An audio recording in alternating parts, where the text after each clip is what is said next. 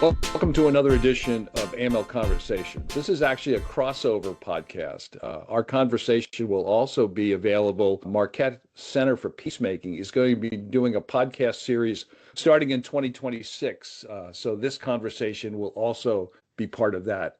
And with me today is Dr. Gabe Velez. Dr. Velez, among other things, is an associate professor in educational policy and leadership and a coordinator of the educational policy and foundation program at Marquette University, also involved with the Center for Peacemaking. And I met Gabe a couple of months ago, and we've talked a couple of times since. He has just written a book that's out now. It's called Making Meaning of Justice and Peace, a Developmental Lens. While not directly related to the AML CFT field, it does have, I think, adjacencies that are important in terms of training the next generation of citizens of whatever jurisdiction and country in terms of the importance of things like justice and peace. And we're going to talk a bit about that. So, Gabe, let me start first. Again, thank you for taking the time. Can you tell us, I have interviewed Pat Kennelly, the director of the center. I've interviewed Tom Durkin in the past. Can you give us an update, your involvement with the Center for Peacemaking, and talk a little bit about what the center does? And then I want to dive into your book. Yeah, well, John, thanks for having me too. I really appreciate it. And I love this connection across the different folks at Center for Peacemaking because, we're all involved in obviously a number of projects and Pat oversees it all. But I think we do take these kind of like different approaches and lenses. I know Tom has a background in English and he focuses on the peace studies. I'm coming at it from a psychological lens, and I'm from the New York City area, not from the Milwaukee area. So I'm also, that's kind of an interesting part of it for me is learning about what's going on in the city. And so basically, when I first stepped foot on Marquette's campus, knowing that I was going to be an assistant professor, which was back in 2019, the Center for Peacemaking immediately seemed like a place for really good synergy. I'd been doing this work in Colombia. I'd been a teacher there.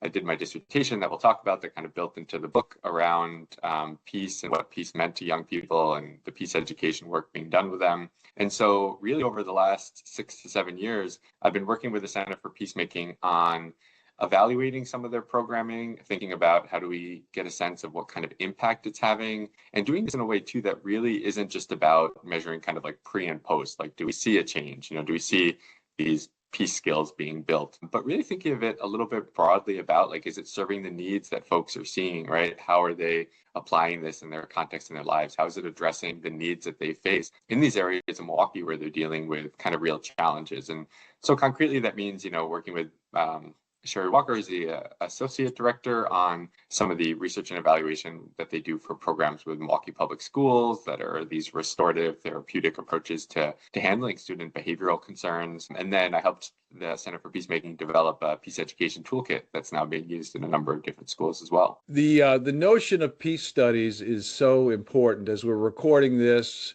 in the U.S., there's a massive debate going on about the attacks of the Venezuelan boats. We're not going to dive into that. We'll leave that to other experts. But I looked at what you wrote, and when I was able to go get through the book, not that it was hard to get through, but obviously it was the area that I wasn't that generally aware of, that it seems so important that the youth of today, whichever characterization you want, and I don't know the different buckets of millennial, but just starting early like you're doing, importance of opening up students' understanding of peace and justice. But what I also was interested in early on in the book, you talk about both accountability for mistakes. Again, my assessment, not being specific to how you covered this, but also how discipline.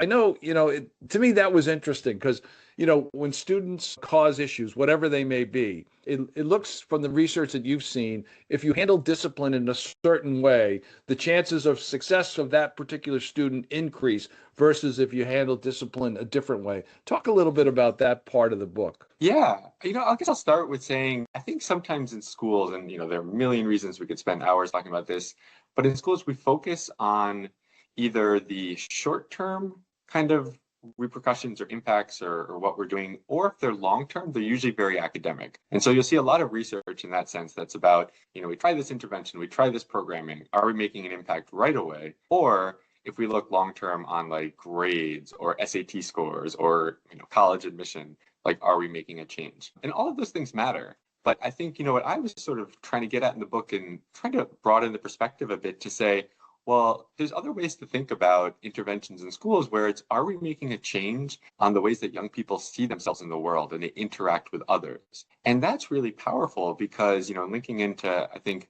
areas of focus for you and the audience, that's really where I think the foundations for pro-social engagement, for thinking through ethical questions, and then, into like committing yourself to being engaged or rejecting violent behaviors as well. That's where that starts. Because if you see yourself, for instance, in the school as the type of person who is valued, who's supported, who has a community, who belongs, you may be facing, let's say, gang violence out in the community or even gang recruitment as a young student.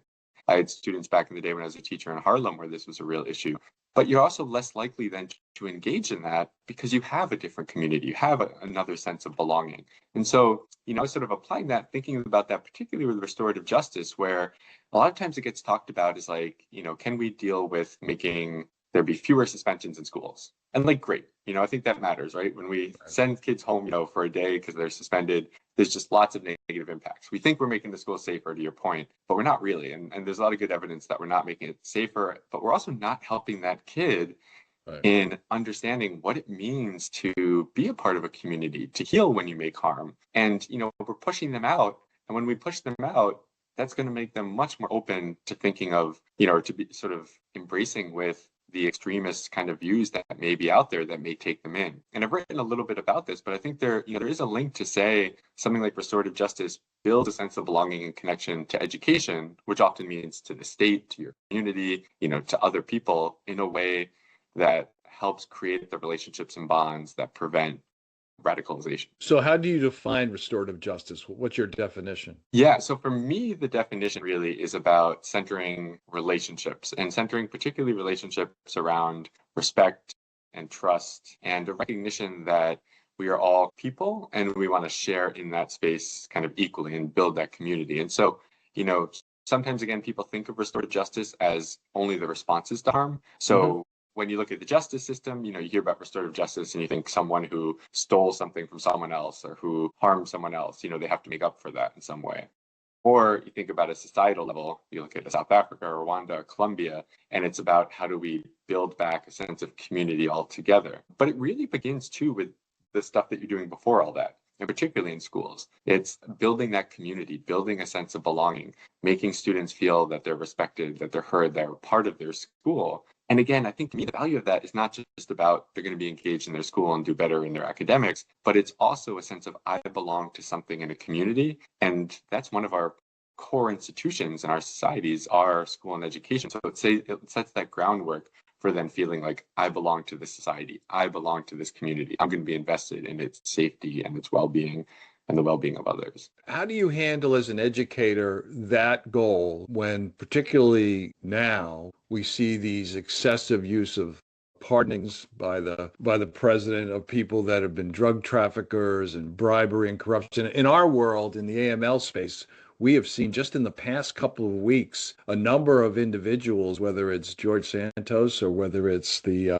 former president of Honduras, who've committed financial crime, money laundering crimes, don't seem that remorseful. Again, these are adults, these aren't children, students, and they're getting pardoned. So as an educator, obviously, as you try to persuade and educate the younger generation on the importance of engagement and all the things that you talked about, being a good citizen, how difficult do you think, and not that you have to deal with it specifically, but maybe your peers do, how difficult does that seem to be given the environment we're in, not just in the States? We saw what happened in Brazil with Bolsonaro trying to do a coup and then almost getting out, and then Trump ending tariffs. Now, I'm not trying to dive into politics too much, but obviously with all that stuff going on, I would imagine that a student who's in a peace studies class reading this, listening to you, saying, all right, this all sounds great, but what's going on around me? So how do you navigate that? Yeah, I'm really glad you brought that up, Sean, because it's funny. It really resonates with part of what I was grappling with when I was doing my research for the book in Colombia. Because at the time in Colombia, I was there during the peace process. And, on some level, there was this great sense of we're trying to end decades of violence, right? The FARC and the government. And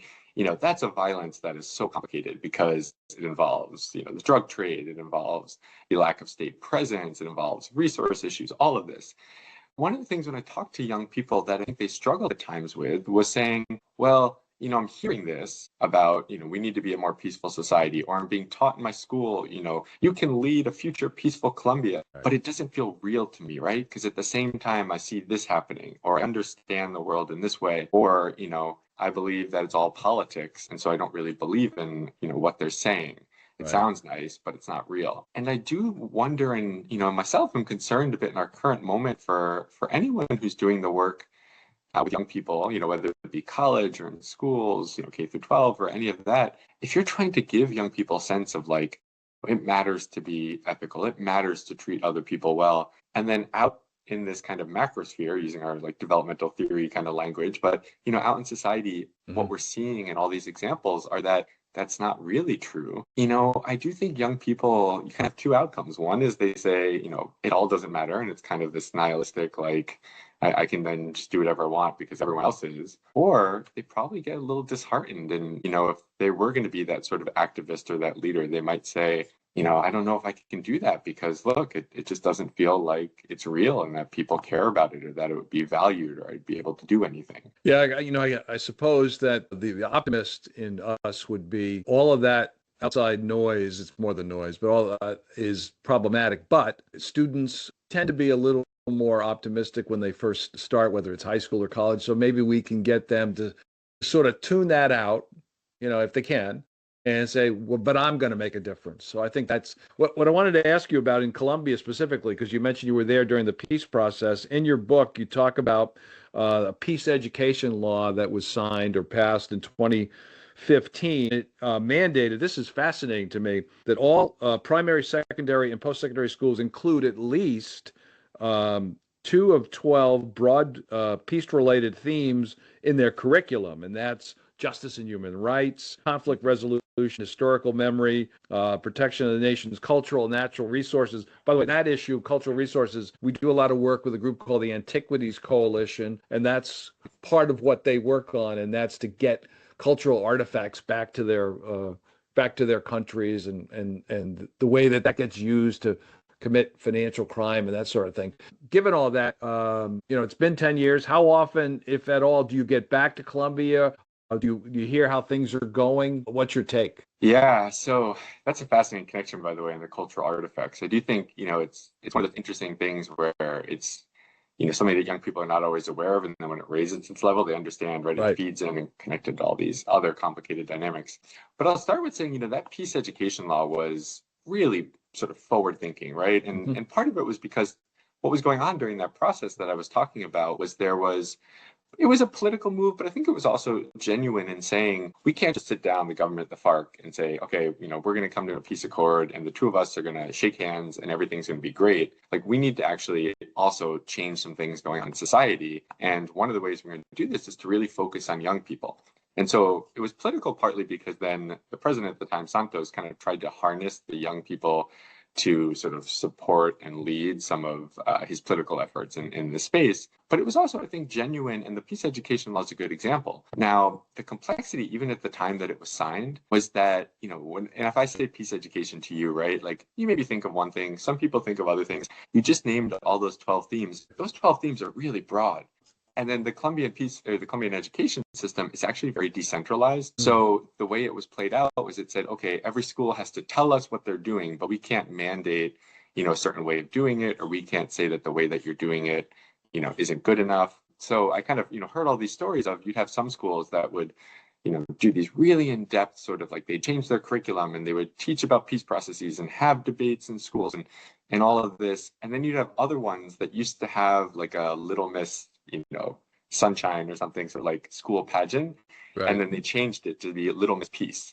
And they said, okay, that checks our box. As time has passed, one of the complexities that I've really seen there is that the political dynamics in Colombia have made the broader peace efforts really difficult and complicated.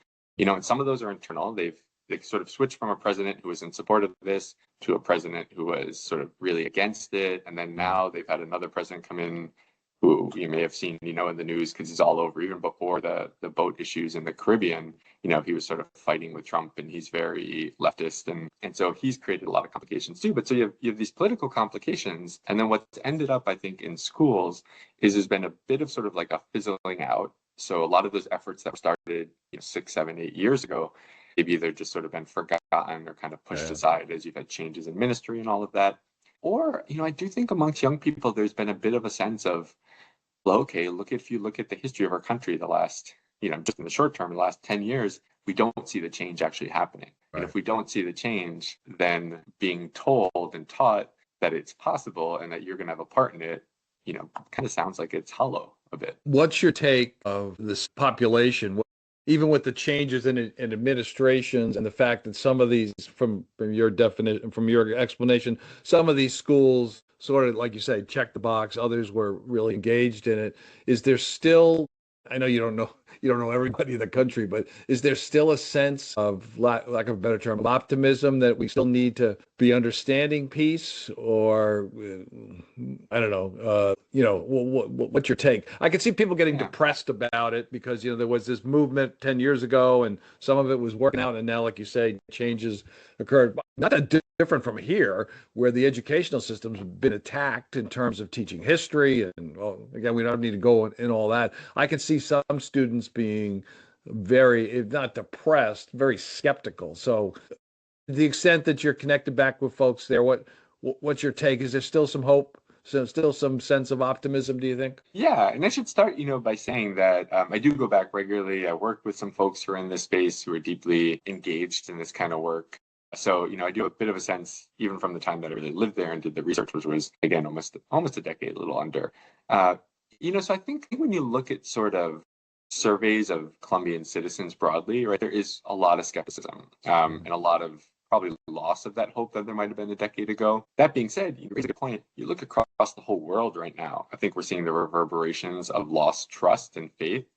And maybe even optimism, right? And that there can be something better, that we can expect more from our government, that we can expect, a more positive future if we really are devoted to it. And you're seeing that play out in politics, and I think you're seeing it play out in, economics and all of that as well.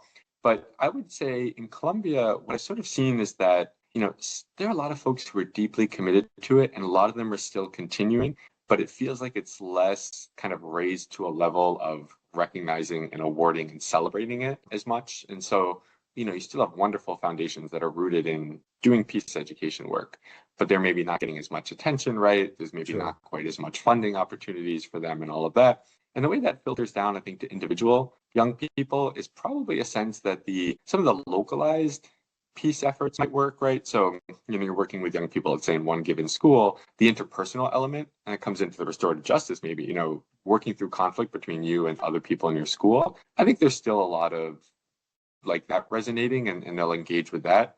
But I think there's a lot less hope that that kind of work will build to a society that's more peaceful, right? That can contribute to something beyond what's just going on between people in that context. I liked when throughout the book you describe an issue, and then toward the end you have a characterization of why it matters. So people that are going to read through it will give sort of direction. If they didn't pick it up through the discussion, would say, here's all that's going on, here's the pros and cons of what have you, here's why it matters to the end goal. And the way you end the book, you make it clear that this is a beginning of extending a conversation. Quite a bit else to do. Two more things I want to ask you. One is that there's a phrase you use called conceptualized peace. What is that? And then I do want you to spend a couple of minutes talking about what you're doing in the Milwaukee school system, which I know isn't directly related to the book, but I thought that was interesting as well. I watched some of the stuff you posted on LinkedIn, and maybe give us an update on that. But first,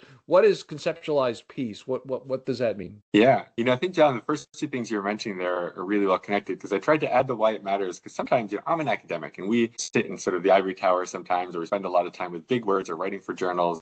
And so it was actually part of the exercise for me to be like, let's ground this. Why would this matter to someone reading it in a very succinct way? And that ties into the conceptualized piece, because that idea started for me as something in my dissertation, which was very much academic, right? I went to the University of Chicago. It's renowned for, being kind of hoity-toity sort of academia. And I respect that. I think there's a value. But really what conceptualized peace is kind of getting at is just we use these ideas and these terms, like even you and I here, we've been talking about peace, but we might be thinking about really different things, right? For various reasons. Like you might be thinking in the context of the type of work that you're doing, right? Some international economics and, let's say human trafficking, right? And then I might be sitting here thinking about peace and thinking about like the conflict I'm having with my neighbor, right? Which actually I don't. I have a pretty good relations with neighbor. Yeah. But I mean, how we understand and conceptualize a term like peace really matters for even how we're going to start. And I think for young people, that's particularly important because those developing ideas that they have, that intersects then with their sense of who am I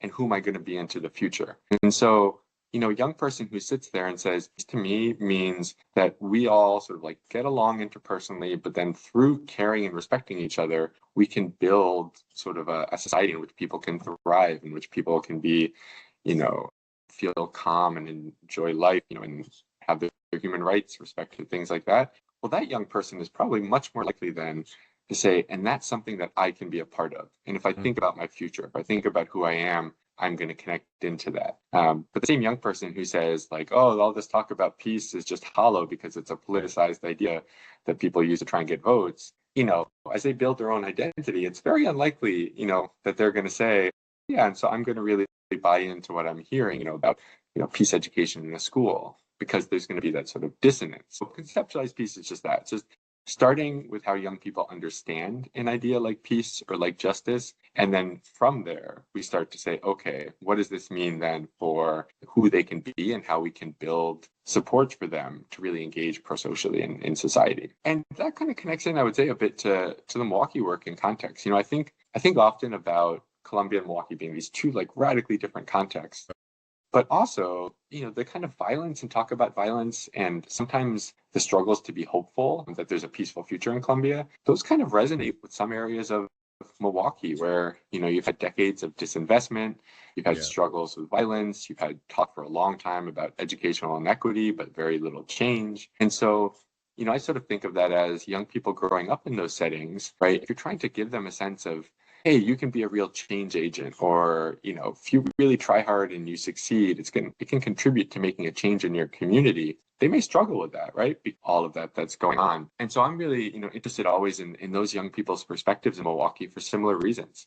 What does it mean to be a young person who wants to do something really good for a community in a Milwaukee context where it's been really challenging to make change? And concretely, that plays out, I work with Milwaukee Public Schools, trying to support some of their work. So they have an Office of Restorative Practices that's doing some really incredible work to try and reduce suspensions and expulsions. But, also when you talk with them, what they're trying to do is get kids excited about being in school, develop kids' leadership so that they're helping navigate conflict in their school, which can then extend out to them being leaders in conflict resolution and repairing harm out in the community too. And I know that the center works with the Near West Side Partners as well, and it's among other things an economic goals to improve areas of Milwaukee, so that when small businesses do enter there or they succeed, that helps both reduce crime, but obviously adds jobs and that sort of thing, and that's all leading to keeping people engaged in the community. I think that's important. So the center with obviously, you're involved with that as well. That's all pretty important. Well, let me get you out of here on this and just remind folks that the book is The Making Meaning of Justice and Peace, a Developmental Lens. Dr. Velez just came out a few months ago. You can get it on Amazon and other places. Let me get you out of here on this one. You are optimistic to a degree, right? Mm-hmm. What is the best recommendation you could have for any of us, whether we have kids or grandkids in school, just in terms of continuing to encourage engagement and understanding peace? Yeah, I might just say starting really basically with understanding where they're at right now. I think too often we think of the things that we're doing with them as supporting the kind of outcomes we want, right? And, I'll give you a quick context in the school. If we develop a peace education curriculum and let's say we teach about like perspective taking, we think like, great, right? Like we've got this idea of perspective taking. It's great. We're going to have them, learn it, and then they're going to be more empathetic. Well, the problem there is that we're doing that from our perspective as adults. And even though the end goal matters and we're like from a good place developing that support, you might have a young person sitting there being like, why, like, this doesn't resonate with me, you know, I don't care about this. And Right. so I think we need to do that work to sit and be like, how are they understanding their world? How are they understanding what it means to be peaceful, what it means to be engaged in violence, and even what you're talking about, all these things in the news, right? Is it resonating with them? Do they think that, you know, oh, it doesn't matter for you to be ethical because look at all the people who are not and are getting away with all these things? You know, Right. what is their sense of that? And then from there, kind of do the work to maybe try and support them in, you know, building the types of skills and attitudes and ways of being in the world that we know contribute to a more peaceful world. Dr. Velez, thank you, Gabe, so much for the time today. Again, people should both read the book and then follow you on LinkedIn. I've seen some excellent posts and information both on what you're doing in Milwaukee in general, and of course, the Center for Peacemaking has their website and their newsletter, and people should follow them as well. So thanks so much for taking the time today. Really appreciate it. Yeah, thank you. It's been great to be here, and I love this conversation.